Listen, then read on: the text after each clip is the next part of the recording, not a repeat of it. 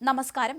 രാഹുൽ മാങ്കൂട്ടത്തിലിനെതിരായ ബലാത്സംഗ കേസിലെ പരാതിക്കാരിയെ സൈബർ ഇടത്തിൽ അധിക്ഷേപിച്ച സംഭവത്തിൽ കോൺഗ്രസ് ജനപ്രതിനിധി ശ്രീനാദേവി കുഞ്ഞമ്മ പ്രതിസന്ധിയിലായേക്കും.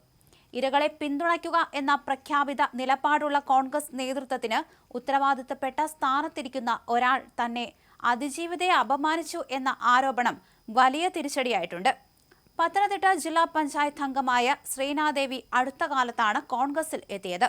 കോൺഗ്രസിലും അവർക്കെതിരെ അതൃപ്തി പുകയുന്നുണ്ട്. ഈ സാഹചര്യത്തിൽ അവർക്ക് പാർട്ടിയുടെ ഭാഗത്തുനിന്ന് കടുത്ത താക്കീത് നൽകും. അതിനൊപ്പം തന്നെ അതിജീവിതം നൽകിയ പരാതിയുടെ അടിസ്ഥാനത്തിൽ ശ്രീനാദേവിക്കെതിരെ കേസെടുക്കാൻ DGP ഇതിനോടകം തന്നെ നിർദ്ദേശം നൽകി കഴിഞ്ഞു. ഫോൺ നമ്പർ തേടിപ്പിടിച്ചും സോഷ്യൽ മീഡിയ പ്രൊഫൈലുകൾ വഴിയും രാഹുലിന്റെ അനുയായികൾ നടത്തുന്ന വേട്ടയാടലിൽ പോലീസ് ശക്തമായ ഡിജിറ്റൽ പരിശോധനകൾ തുടങ്ങിയിട്ടുണ്ട്. ആദ്യ കേസിലെ അതിജീവിതയെ അപമാനിച്ചതിന് രാഹുൽ ഈശ്വർ അടക്കമുള്ളവർക്കെതിരെ നടപടിയെടുത്ത അതേ മാതൃകയിലാകും ഈ കേസിലും പോലീസ് മുന്നോട്ടു പോവുക.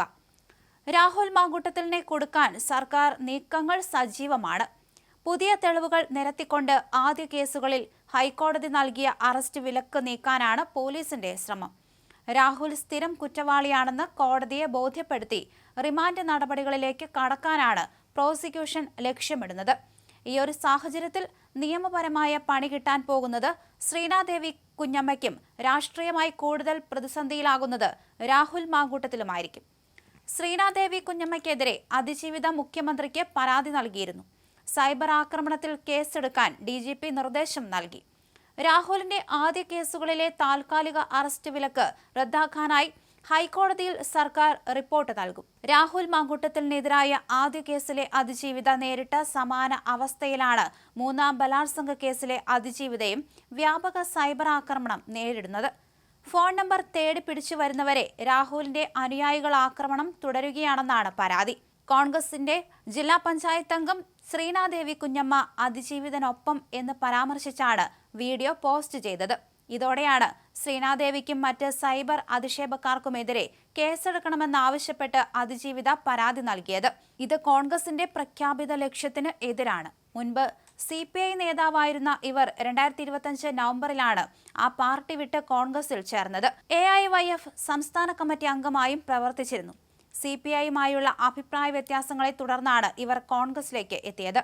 പത്തനംതിട്ട ജില്ലാ പഞ്ചായത്തിലെ പള്ളിക്കൽ ഡിവിഷനിൽ നിന്നുള്ള അംഗമാണ് ഇവർ. അതിജീവിതയ്ക്കൊപ്പം തന്നെ നിൽക്കുമ്പോൾ അതിജീവിതന്റെ ഭാഗം കൂടി കേൾക്കണമെന്നും താൻ അദ്ദേഹത്തിനൊപ്പമാണെന്നുമാണ് ശ്രീനാദേവി വ്യക്തമാക്കിയത്.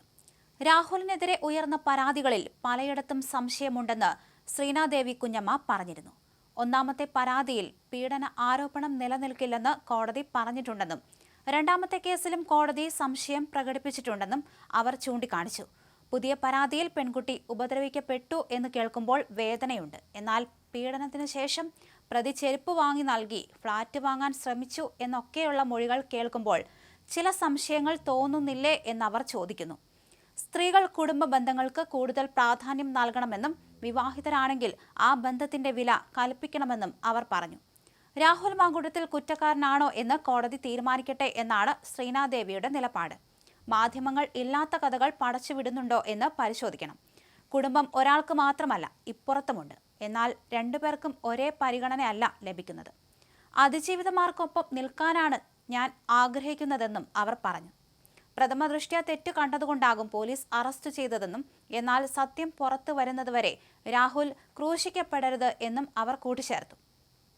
നേരത്തെ CPI വിട്ട് കോൺഗ്രസിലെത്തിയ ശ്രീനാദേവി മുൻപും രാഹുലിനെ പിന്തുണച്ച് രംഗത്തെത്തിയിരുന്നു.